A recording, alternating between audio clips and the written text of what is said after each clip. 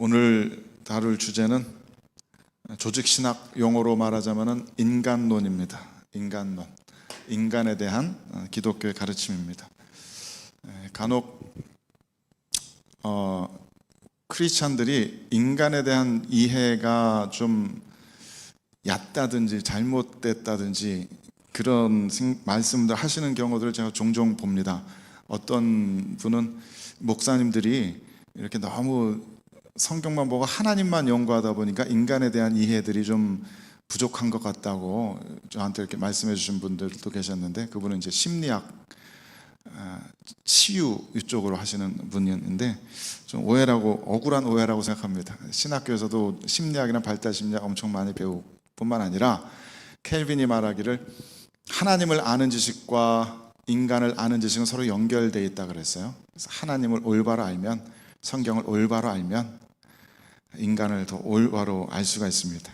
근데 물론 우리 기독교회 안에 인간에 대한 뒤틀어진 관점들이 분명히 많이 퍼져 있는 것 같아요. 그런 얘기들을 좀 같이 나눠보려고 합니다. 물론 작년에 웨스트민스터 신앙고백서 공부하면서 이 부분을 다뤘어요. 근데 이번에는 하이델베르크 요리문답 통해서 공부하면서 그보다 조금은 더 한 발자국 더 깊이 자세하게 좀 나눌 수 있을 것 같습니다. 지난주에는 하이델베르크 요리문답 첫 번째 주, 두 번째 주에 배우는 내용들을 다뤘어요. 그래서 이런 질문들을 나눴습니다. 살아서나 죽어서나 당신의 유일한 컴포트, 위로는 무엇입니까? 또 이러한 위로 가운데 복된 인생으로 살고 죽기 위해서 당신은 무엇을 알아야 합니까? 그리고 이런 질문들, 당신의 죄와 비참함을 어디서 합니까? 그 비참함의 개념에 대해서 설명을 드렸고요. 또 하나님의 율법이 우리에게 요구하는 것은 무엇입니까? 당신은 이 모든 것을 온전히 지킬 수 있습니까?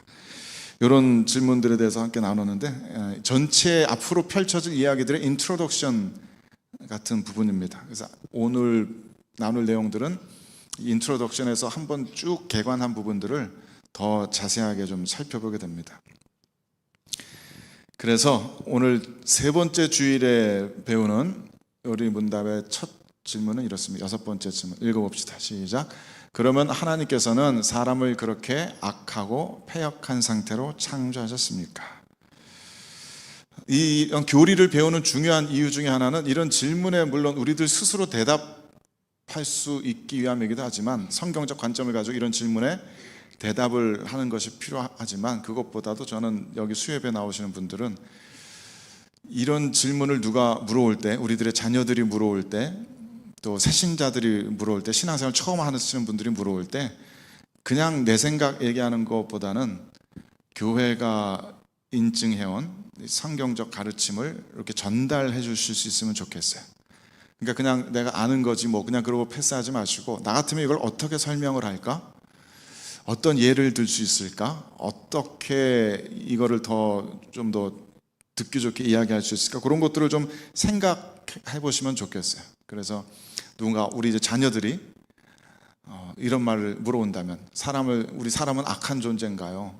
패역한 존재로 그렇게 하나님께 지으셨나요? 하면은 거기에 대한 분명한 이 성경적 가르침을 전달할 수 있으면 좋겠어요. 어떤 분들은 이 질문에 대해서 예라고 대답하거든요. 작년에도 제가 잠깐 이 말씀 드린 것 같은데, 순자의 성악설이요. 이분은 인간의 본성이 악하다고 주장했던 분이에요. 근데 이게 사람들이 오해하는 것처럼 인간의 본성이 악하니까 그 어쩔 수 없는 거야 라고 그러고 넘어가자는 얘기가 아닙니다. 이때 이 제자 백가시대 때 이 사람들은 막 여러 나라들이 막 중국의 우주순처럼 막 세워질 때 이 나라들을 어떻게 다스리면 좋은가, 그 주제를 가지고 철학을 연구한 사람들이기 때문에 인간의 본성이 악한데, 그렇다면 나라를 어떻게 통치해야 되겠는가, 그런 실용적인 질문들을 물은 사람이거든요. 그래서 이 인간이 악하니까 뭐 할 수 없어, 이게 아니라 인간이 악하기 때문에 모든 인간들에게는 예의와 법도를 잘 가르쳐야 된다, 그런 결론인 거예요. 그래서 순자의 성악설을 화성위기라는 저 문장으로 이렇게 대표해서 이야기를 하는데, 성을 바꿔서, 우리들의 본성을 바꾸어서 기를 일으킨다라는 겁니다. 기가 보통 지금 우리는 제가 잘못 썼네요. 화성 기위인데 제가 잘못 썼네요. 예. 한글을 뒤집어 주십시오. 한글 화성 기위입니다. 우리들 인간에게서 위를 일으킨다 이건데, 위가 보통 위조지폐할 때 그 위, 거짓 위자로 요즘은 많이 쓰는데, 원래 저 위자는 인간이 인위적으로 하는 것 말하는 거예요. 자연적인 상태가 아니라 인간이 인위적으로 뭔가 만들어내는 그런 상태를 말하는 겁니다. 그래서 인간의 본성을 변화시켜서 그런 예의 범절, 인간의 인위를 일으키는, 그래야 한다. 그렇게 나라를 통치해야 된다. 그게 이 순재 성악설의 이론입니다. 그래서 이 성악설을 기반으로 해서 나온 것이 한비자라는 사람의 법가 이론인데요. 저게 그림이 저런 무협지 같은 저런 그림밖에 없더라고요. 저 사람의 이론은 인간의 본성이 악하니까 법을 호되게 적용해야 된다 그거예요. 그래서 싱가포르 같은 나라 가면은 유명하잖아요. 그 뭐 예전에도 TV에서 제가 본 것 같은데, 운전하다가 코 후비면은 벌금이 80만 원이래요. 디스트랙티드 드라이빙인데 코 후비다가 걸리면 이것도 좀 뉴스 단신에 한참 났었는데, 예전에 미국 학생이 싱가포르에 가서 막 술 취하고 장난치느라고 길가에 있는 자동차에 빨간 페인트를 막 이리저리 막 칠하고 다녔대요. 그 잡혀가지고 4개월 감옥형을 받고 벌금 2,200불 내고 태형을 6대 맞았답니다. 그러니까 미국에서 막 전화하고 막 난리 났었는데, 태형 이 말이 6대, 한 대만 맞아도 살점이 뜯겨져 나간다는데 그걸 6대나 맞았으니까 굉장히 엄하죠. 그런 게 말하자면 법가 이론에 기반둔 법치주의입니다. 법을 호되게 적용해서 인간의 죄악된 본성을 억눌러야 된다. 그러니까 인간을 어떻게 이해하느냐에 따라서 실제 사회를 어떻게 움직이느냐, 그 규범 규례들이 달라지는 거죠. 제가 보기엔 우리 교회에서도 특히 우리 복음주의자들 안에서도 적지 않은 분들이 인간이 악하게 창조되었습니까? 라는 질문에 예라고 대답하는 것처럼 보여요. 실제적으로는 그렇게 생각하고 계신 것처럼 보여요. 인간은 악한 존재다. 인간은 사단 마귀에게 속한 존재다. 거듭나지 않으면 모두 다 사단 마귀에게 속한 존재다. 그렇게 믿고 계시는 것 같아요. 여기서 말하는 인간은 물론 믿고 안 믿고를 떠나서 그냥 인간입니다. 복음을 듣지 않은, 거듭나지 않은 모든 인간은 악한 존재다.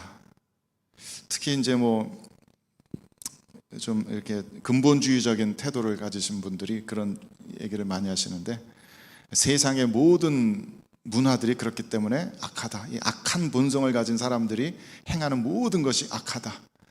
교회 안에서, 그리스도 안에서 하는 것만 선하지 그 바깥의 모든 것은 악하다라고 생각하시는 분들이 분명히 계신 것 같아요. 그러니까 당연히 다른 종교에 대한 존중은 찾아볼 수 없고, 다른 문화들 전부 다 악하고 접해서는 안 되는 것으로 이렇게 취급을 해버립니다.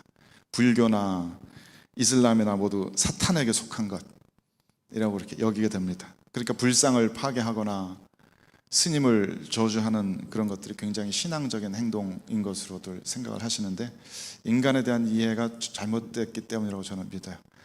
제가 엊그제 인터넷에서 봤는데 경주에서 파는 빵인데 불상의 부처의 얼굴을 이렇게 그려서 붕어빵처럼 만들어서 팔더라고요. 그래서 그것을 말하자면 부처의 머리를 이렇게 막 먹는 셈이라서 불교계에서 이렇게 막 좀 항의를 했었대요. 근데 놀라운 거는 그거를 파는 게 크리스찬들인 거예요.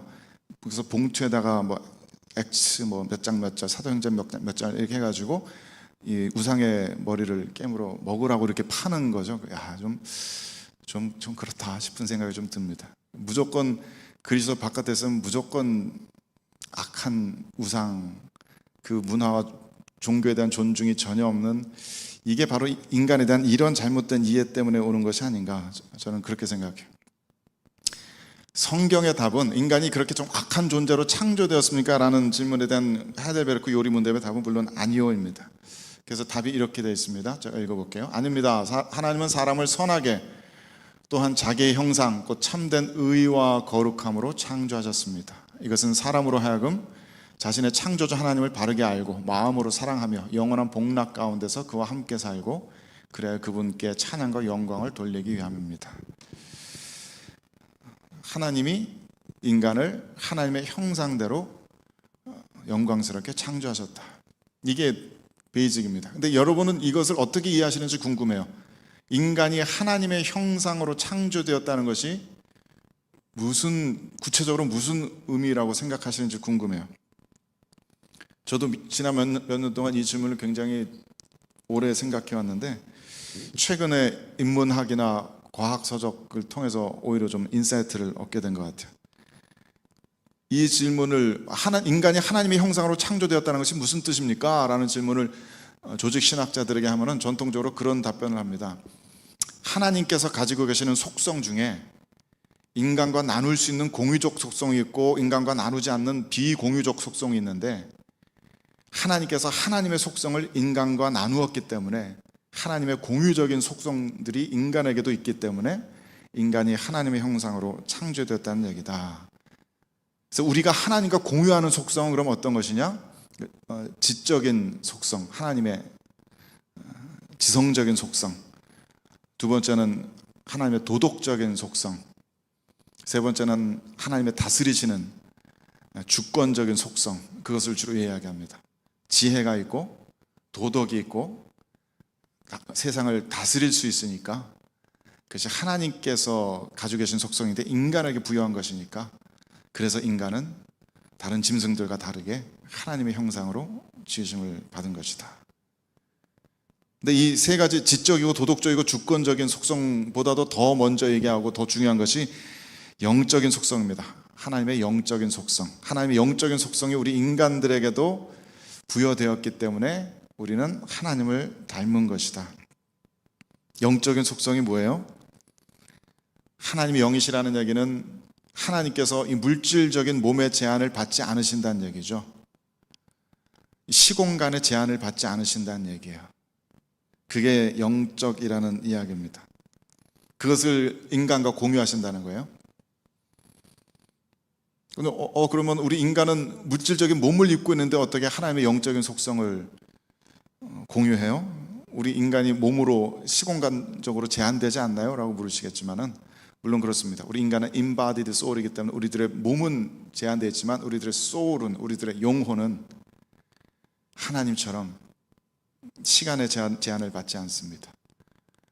과거를 기억하며 과거로부터 배울 수 있고, 미래를 내다보면서 미래를 믿음으로 붙들고 소망을 할 수가 있습니다. 당연한 거 아니에요? 그러지만은 짐승들에게는 이게 없거든요. 짐승들은 과거를 돌아보지 못합니다. 짐승들에게 과거를 기억할 수 있는 능력은 굉장히 제한적이라 그래요.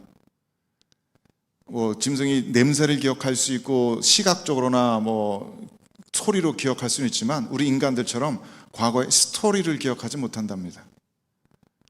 과거에 어떤 일들이 있었지, 어떤 맥락 속에서, 어떤 컨텍스트 속에서 어떤 스토리들이 있었고, 그런 것을 기억하지 못해요. 그렇기 때문에 짐승들이 죽은 자신의 부모나 그 위의 부모들, 조상들에 대한 기억이 없어요. 그것을 생각하지 못하고, 그 이미 죽은 눈에 보이지 않는 이들에 대한 관념이 없어요. 우리 조상들에 대한 관념이 없으니까 그 조상들로부터 하나로 되어져 온 이 공동체에 대한 관념이 없어요. 그래서 이 공동체의 가장 영적인 근원인 신에 대한 관념이 없어요. 이게 과학자들에게 배운 거예요. 과학자들이 뇌를 공부하다 보니까 짐승은 과거를 기억하는 것이 굉장히 제한적이더라. 미래도 마찬가지입니다. 짐승은 제가 자주 말씀드렸지만 짐승들은 미래에 대해서 생각하지 못합니다. 운전해가지고 이렇게 막 어두운 하이웨이 달릴 때 갑자기 사슴 튀어나오면 헤드라이트라는 게 쳐다보고 눈이 딱 맞춰서 그냥 딱 얼어붙잖아요. 미래를 예측하지 못하기 때문에 그렇습니다. 바로 다음 순간을 예측하지 못하기 때문에 그 어떤 리액션도 나올 수가 없는 거예요. 우리 인간도 너무 놀라면 갑자기 탁 얼어붙잖아요. 너무 놀라면 갑자기 머리가 하얘지면서 다음 행동을 예측하지 못하면서 얼어붙는. 짐승들도 그런 겁니다. 짐승들은 바로 다음 순간을 예측하지 못하기 때문에 내일에 대한 소망, 미래에 대한 믿음, 희망, 그런 것이 없습니다. 그건 인간만 가지고 있는 거예요. 미래에 대한 소망, 희망, 믿음. 다시 말씀드려서 짐승들에게도 때로는이 아니라, 짐승들도 지성이 있다 그러죠. 침팬지는 뭐 3세 정도의 지능이 있다 그러고, 돌고래도 뭐 IQ 뭐 90 정도 되는 돌고래도 있다 그러고, 우리 강아지들도 보면 분명히 지성이 있어요. 강아지들 보면 심지어는 도덕적이기까지 할 때도 좀 있는 것 같아요. 가끔 가다가 보면은 선한 것 나쁜 것을 이렇게 다 훈련받고, 이거 먹으면 안 돼? 그럼 안 돼. 그러고 참고, 부모와 자식 간의 이런 최소한의 도덕 같은 것도 비슷한 것들이 있는 것 같아 보이기도 해요. 또 개미들처럼 공동체를 이루어가지고 자기들의 영역을 다스리면서 살아가는 그런 동물적인 존재들도 있습니다. 하지만 그 어떤 짐승들도 인간들처럼 과거에 우리들의 존재의 뿌리에까지 거슬러 올라가서 거기서부터 배우고, 그 정신을 이어받고, 그 정체성을 이어받고, 그렇게 현재를 살아가면서 동시에 미래를 내다보고 예측하고 소망하고 믿고, 그렇게 살아가는 짐승은 없습니다. 그런 의미에서 인간은 하나님의 영적인 속성을 물려받았다. 영적인 속성이라는 것은 시공간을 초월하는 속성이다. 비물질적인 속성이다. 그렇게 이해할 수 있는 거예요. 그런 의미에서 인간이 하나님의 형상을 닮았다면 모든 인간은 하나님의 형상을 지니고 있습니다. 그렇잖아요. 그게 인간이라는 것의 정의니까, 과거를 생각할 수 있고 미래를 내다볼 수 있는 것이 인간이라면, 그게 하나님의 형상을 닮은 거라면, 그게 모든 인간이 다 그렇죠.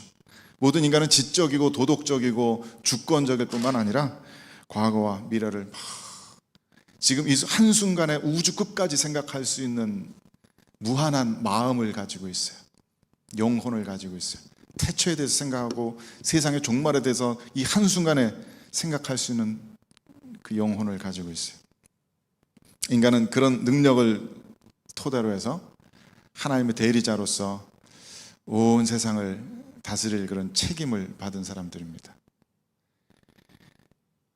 그런 관점을 가지고 인간에 대한 애정을 가지고 인간들을 관찰해 보면은 정말 하나님의 형상, 그 존귀함이 보이기 시작하죠.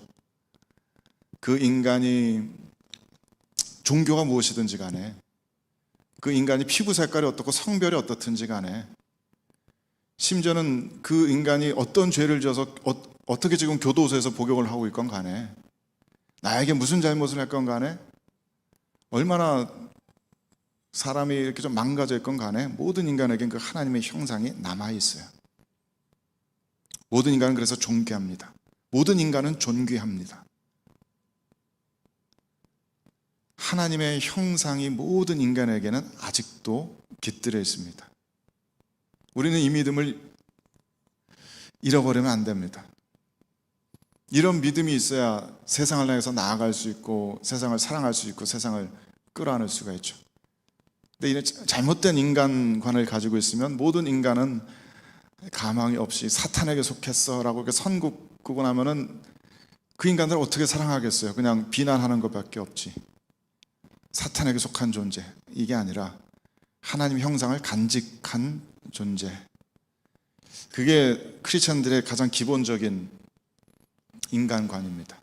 이걸 잃어버리면 우리는 위선자들, 자기의로 가득한 위선자들, 바리새인들 같은 종교인들밖에 되지 않을 겁니다.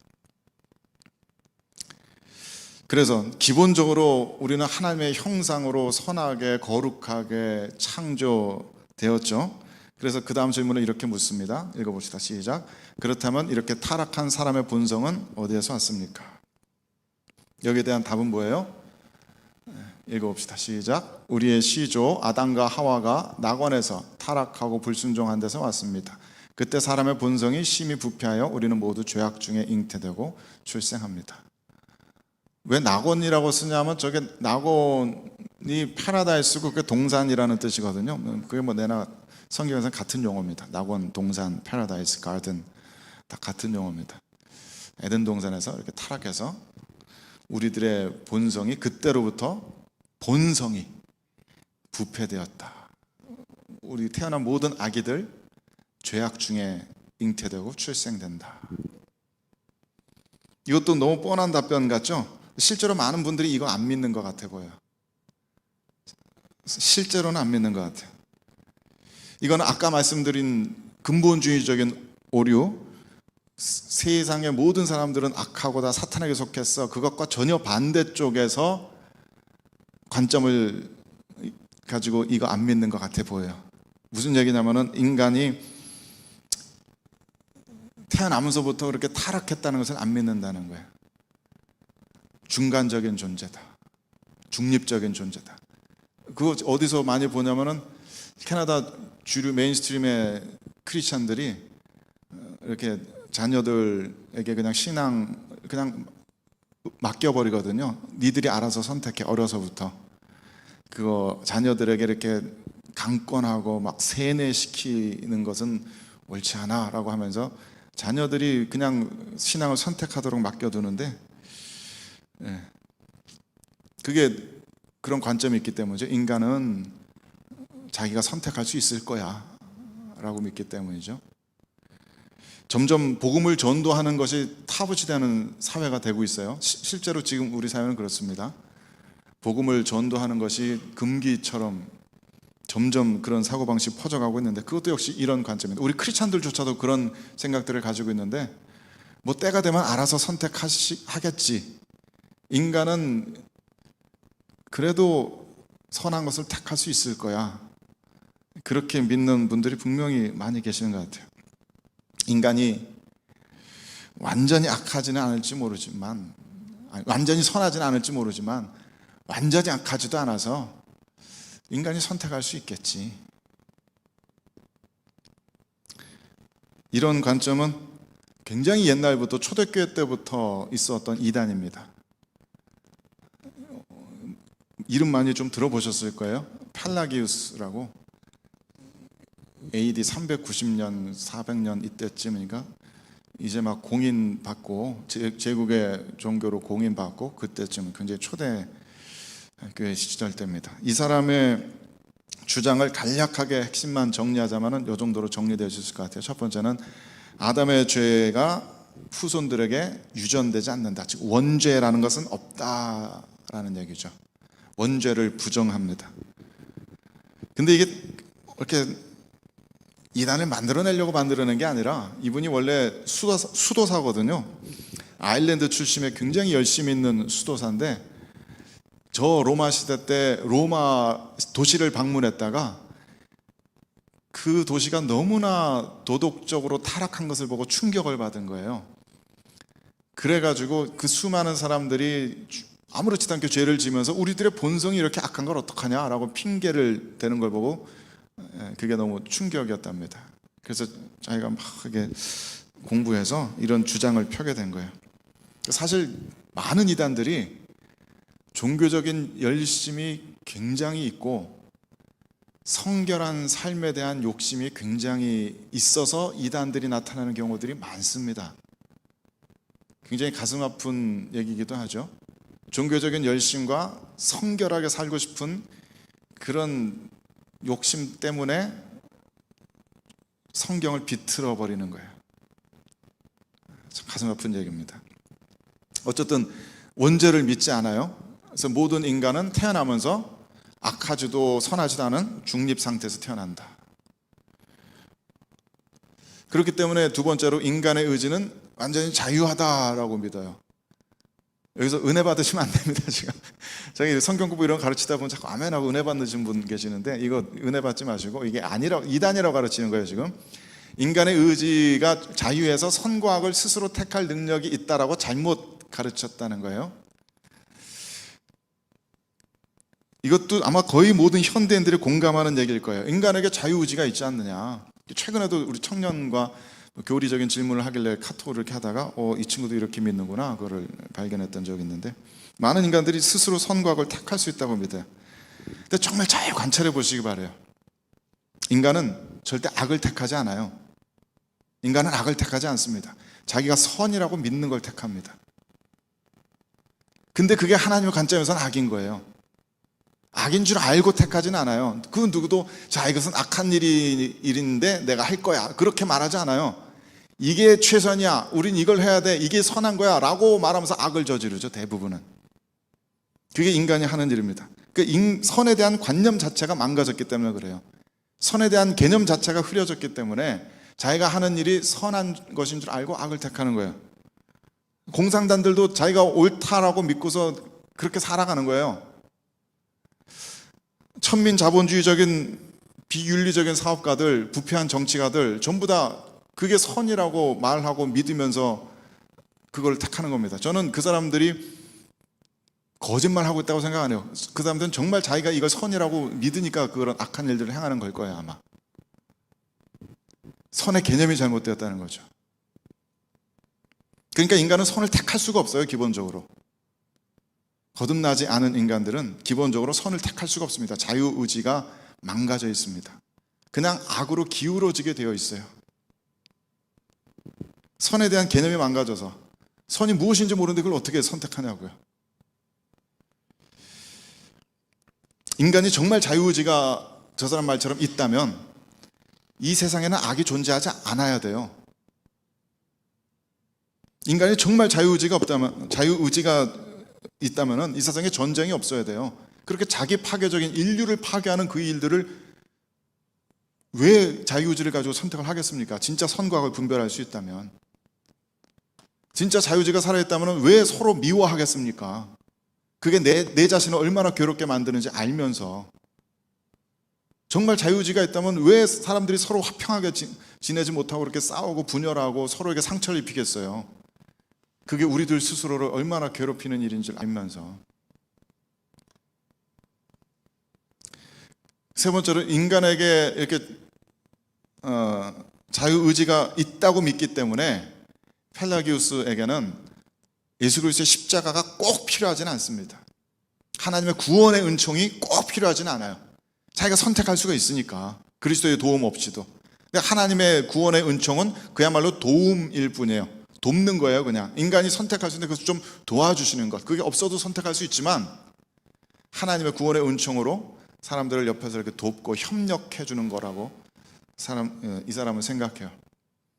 그래서 구원의 은총은 모든 사람들에게 보편적으로 다 임하지만은 자기가 결정해서 거부할 수도 있고 받아들일 수도 있다. 그러니까 죄에 대한 책임은 자기가 져야 된다, 이렇게 갖고 이성적으로 올바른 얘기 같은데, 그리스도의 십자가를 거부하는 것이기 때문에 이단입니다. 대부분의 이단은 십자가를 거부하거나 무효화시키는가, 십자가의 절대성을 약화시키는가, 거기에서 주로 판결납니다. 십자가를 약화시키는 이런 것들은 우리가 이단으로서 받아들이지 않습니다. 그래서 우리는 분명하게 선언해야 돼요. 우리의 인류의 조상, 현 인류의 조상이 타락했고, 그래서 우리 그 밑에서 태어난 모든 인류는 본성 자체가 부패되었다. 다시 말하자면 우리는 고장난 사람들입니다. 우리는 이걸 인정해야만 합니다. 우리들의 온 몸과 마음과 영혼이 고장났습니다. 죄로 물들었고 오염되었습니다. 하나님의 형상이 남아있어서 물론 지성도 있고 도덕성도 있고 주권도 있고 하지만 그게 고장났어요. 있는데 고장났어요. 그래서 가장 좋은 최선의 방식으로 작동하지 못해요. 자기의 뜻대로 움직이지 못해요. 가장 선한 길을 알아도 그렇게 움직이지 못해요. 죄로 오염되었고 고장났어요. 인간이 전적으로 타락했다는 얘기가 그 얘기입니다. 100% 타락했다는 얘기가 아니고요, 인간의 모든 부분이 타락했다는 겁니다. totally 타락했다는 겁니다. 그래서 우리는 우리 자신을 믿지 않습니다. 우리 자신의 신학을 우리는 믿지 않습니다. 우리 종교개혁교회는 우리들 스스로의 신학을 믿지 않아요. 아이러니하게도 우리 개혁된 교회는 계속해서 끊임없이 개혁되어야 된다라고 우리는 믿어요. 우리들의 믿는 바가 성경에 맞는가 들어맞는가 우리는 계속해서 점검해야 된다라고 우리는 주장해요. 우리는 우리 스스로에게 주어진 성경에 대한 이해, 하나님으로부터 받은 계시, 기도 가운데 들은 어떤 응답, 우리는 신뢰하지 않습니다. 100% 신뢰하지 않습니다. 무슨 음성을 들었으면 그게 성경에 과연 맞는가 계속 확인하고, 교회 공동체를 통해서 계속 확인합니다. 교회에 대한 어떤 플랜을 세우고 이것이 하나님의 뜻인 것 같고 하나님의 비전 같다고 그거 100% 믿지 않습니다. 공동체를 통해서 끊임없이 확인합니다. 내가 생각하는 게 맞는지, 이런 식으로 사역하는 게 맞는지 끊임없이 확인합니다. 우리는 우리 스스로를 신뢰하지 않습니다.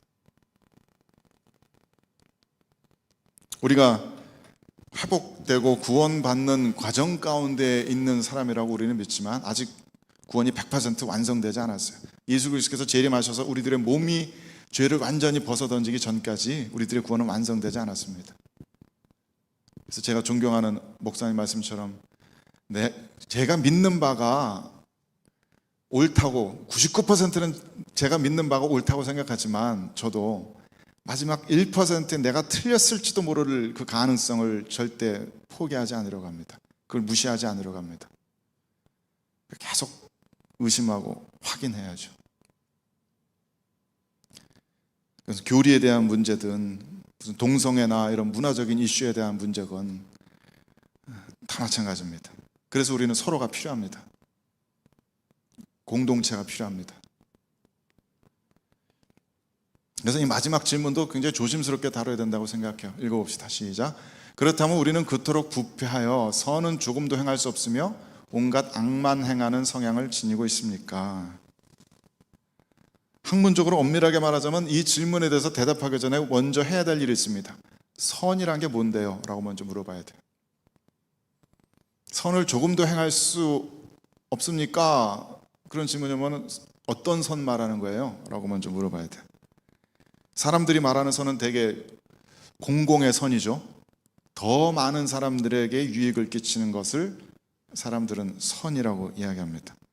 문제는 그게 시대에 따라, 장소에 따라, 사회에 따라, 문화에 따라 계속 바뀌거든요. 한국에서도 정권이 바뀔 때마다 선이 바뀌는 것처럼 보여요. 이곳 캐나다에서는 선하지만 한국 가면 악한 것들이 있어요. 우리 세대는 선한 것인데 우리 밑에 세대는 악하게 여겨지는 것들이 있어요. 선은, 상대적인 선은 계속 바뀝니다. 성경에서는 그런 선을 말하는 것이 아니고 여기서 말하는 선은 물론 절대적인 선입니다. 모든 시대, 모든 장소, 모든 사람들에게 늘 선한 것. 그게 뭐냐? 그걸 누가 정해요? 우리는 인간은 못 정하죠. 우리 모두 의견이 서로 다 다르니까 우린 못 정합니다. 하지만 인간 바깥에 어떤 절대적인 존재가 계셔서 이것이 선이다, 이것이 절대적인 선이다 라고 말할 수 있는 존재가 있다면 우리는 그 존재를 신이라고, 하나님이라고 부릅니다. 인간에게 절대적인 기준을 제공해 줄 수 있는 절대적 존재. 그런 신이 실제한다고, 존재한다고 동의한다면 그 신이 하나님이 정하신 것만 참된 절대적인 선이 될 거예요. 그리고 그 선의 구체적인 내용은 물론 성경에 기록되어 있는 그런 원칙들입니다. 그런 전제에서 말한다면 세상 사람들은 선을 알지 못하죠. 선을 혹시 알더라도 그 선을 지속적으로 한결같이 추구하는 경향성을 가지고 있지 않습니다. 하나님의 선은 사람들의 선과 충돌되거든요. 하나님의 선은 사람들에게 악처럼 보여요. 우리 중에 누가 이 세상을 구원하기 위해서 내 아들을 죽일 거야 라고 말하면 선합니다 라고 박수칠 사람이 누가 있어요? 교회 공동체를 구원하기 위해서 목사인 제 아들을 죽이겠습니다 라고 하면 누가 그 선하다고 박수 쳐주겠어요? 생각해 보세요. 우리 자녀의 목숨만 바친다면 온 세상 사람들에게 구원이 임하고 이 세상에 전쟁이 그치고 가난이 사라진다면 우리들은 우리들의 자녀를 죽이겠습니까? 어떤 인간도 그 선하다고 말하지 않을 거예요. 하지만 하나님께 그게 선인 거예요.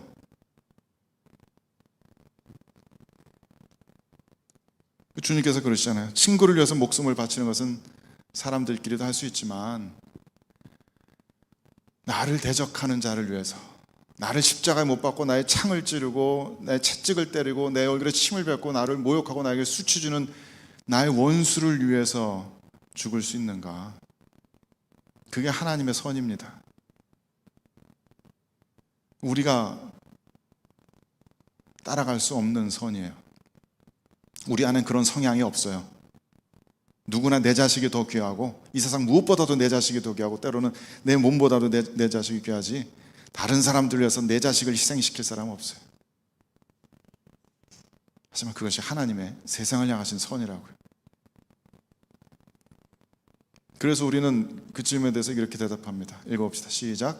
그렇습니다. 우리가 하나님의 성신으로 거듭나지 않는 한 참으로 그렇습니다. 우리가 하나님의 성령으로 거듭나지 않는 한 우리들 안에 있는 본성은 늘 악을 추구하는 경향성이 있습니다. 그래서 경향성이라는 말 교리 공부할 때 되게 많이 들으시죠? 모든 사람들이 순간적으로, 우연적으로 혹은 몇 번 하나님께서 옳다고 생각하시는 그 선을 행할 수는 있어요. 그건 가능해요. 하지만 그것을 지속적으로 늘 추구하는 경향성이 있느냐, 본성에 대한 얘기예요.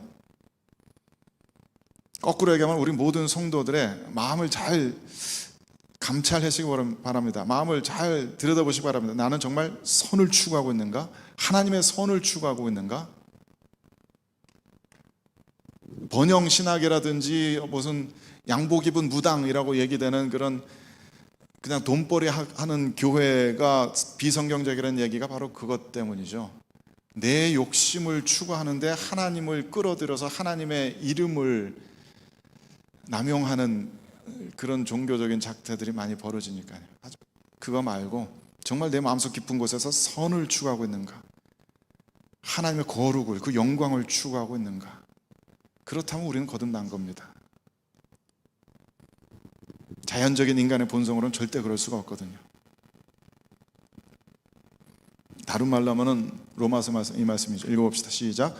모든 사람이 죄를 범하였음에 하나님의 영광에 이르지 못하더니, 그 누구도 하나님처럼 당신 스스로를 찢어내어서 사람들에게 구원을 위해서 내어주지는 않아요. 그 하나님의 영광스러운 선까지, 그 완벽한 이타적인 셀프 세크리파이스의 삶을 우리는 살지 못합니다. 우리는 죄에 물든 자들이고 자꾸 악으로만 기울어지고 하나님의 선을 미워합니다. 여기서부터 시작돼야 됩니다. 이것을 지나쳐서 바로 복음으로 들어갈 수는 없어요. 이것이 지난 시간에 얘기한 우리들의 비참한 상태고, 우리들의 이 비참함에서부터 복음의 이야기가 시작이 돼야 됩니다. 그러니까 사역하시면서, 아이들 기르시면서, 일하시면서 잘 관찰해 보십시오. 이 원리들을 몸으로 체화시켜 보십시오. 모든 사람들은 존귀합니다. 그 자체로 분명히 존귀합니다. 하나님의 형상이 깃들어져 있습니다. 하지만 동시에 모든 인간은 죄로 물들고 오염되어 있습니다. 그러니까 딱한 거예요. 가여운 거예요. 잘못했어라고 지적질할 게 아니라 불쌍하다고 끌어안을 일인 거예요. 그 영광스러운 하나님의 형상이 가려졌고 퇴색되어 버렸어요.